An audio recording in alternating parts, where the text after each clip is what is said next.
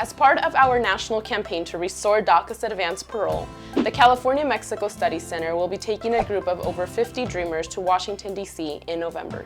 This is our third advocacy trip this year, and we need your help to make it happen.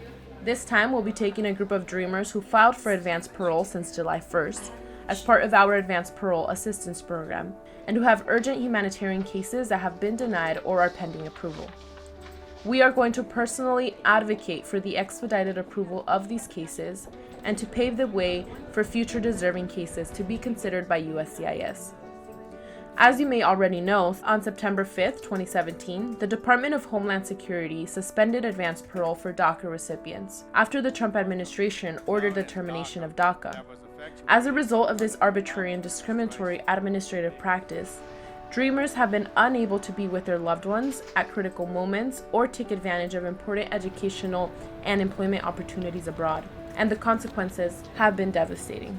This is why at the CMSC, we have taken it upon ourselves to lead the national campaign to restore DACA's advance parole.